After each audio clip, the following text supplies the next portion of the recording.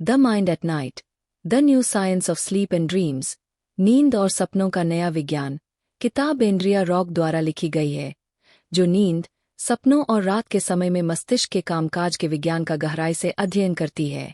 यह किताब नींद के जटिल स्वभाव को स्पष्ट करती है, जिसमें विभिन्न सिद्धांतों, शोध निष्कर्षों और स्वास्थ्य, स्मृति और मानसिक भलाई पर नींद के प्रभावों पर चर्चा की जाती है। यहाँ किताब के मुख्य बिंदुओं का सारांश है। 1. नींद के चरण और मस्तिष्क की गतिविधि। किताब नींद के विभिन्न चरणों को समझाती है, विशेष रूप से रेम, रैपिड आई मूवमेंट, और नॉन रेम नींद पर ध्यान केंद्रित करती है। रेम नींद वह चरण है जो अधिकांश सपनों से जुड़ा होता है, जबकि नॉन रेम नींद शारीरिक विश्राम और स्मृति संग्रहण के लिए महत्वपूर्ण है। किताब यह बताती है कि नींद के दौरान मस्तिष्क निष्क्रिय नहीं होता, बल्कि यह जानकारी प्रोसेस करता है, यादों को छांटता है और समस्याओं का हल करता है। 2. सपनों की भूमिका। रॉक सपनों के उद्देश्य और कार्य को विस्तार से समझाती है और यह बताती है कि सपने हमें भावनाओं को प्रोसेस करने, अनसुलझे संघर्षों से निपटने या भावनात्मक रूप से संतुलित रहने में मदद कर सकते हैं। वह यह भी बताती है कि हम क्यों सपना देखते हैं और हमारे सपने हमारे अवचेतन विचारों, भय और इच्छाओं के बारे में क्या बताते हैं। 3. स्मृति का सुदृढ़ीकरण। किताब में एक प्रमुख बिंदु यह है कि नींद का एक मुख्य कार्य स्मृति सुदृढ़ीकरण है। मस्तिष्क दिन भर की प्राप्त जानकारी को प्रोसेस करता है, महत्वपूर्ण यादों को मजबूत करता है और अप्रासंगिक यादों को हटा देता है। नींद, विशेष रूप से रेम नींद, को यादों को व्यवस्थित करने और संग्रहीत करने के लिए महत्वपूर्ण माना जाता है। 4. नींद और रचनात्मकता। रॉक यह बताती है कि नींद, खासकर सपना देखने का चरण, रचनात्मकता को बढ़ावा दे सकता है।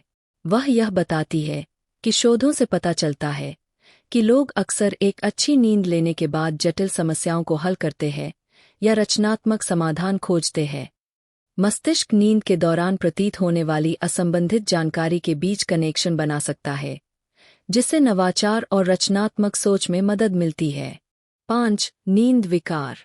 किताब नींद विकारों जैसे अनिद्रा, नींद स्नोपिया, नार्कोलेप्सी और पैरासोम्निया जैसे नींद चलना, रात के डर पर भी चर्चा करती है।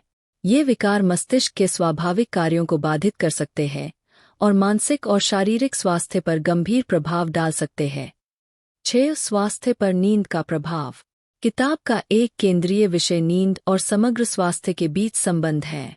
लंबे समय तक नींद की कमी को कई स्वास्थ्य समस्याओं से जोड़ा गया है, जैसे कमजोर प्रतिरक्षा प्रणाली, हृदय रोगों का बढ़ा हुआ खतरा, संज्ञानात्मक प्रदर्शन में कमी और भावनात्मक असंतुलन।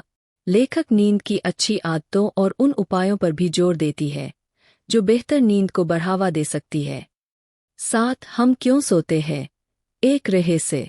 रॉक इस रहस्य पर भी विचार करती है कि इंसान और जानवरों को सोने की आवश्यकता क्यों है। जबकि नींद के शारीरिक तंत्र को कुछ हद तक समझा गया है, फिर भी नींद के सटीक विकासात्मक कारण पर वैज्ञानिक बहस जारी है। कुछ सिद्धांत बताते हैं कि नींद जीवित रहने, स्मृति और पुनर्स्थापन के लिए आवश्यक है, लेकिन इसका पूरा उत्तर अब तक स्पष्ट नहीं है। जीवन काल में नींद।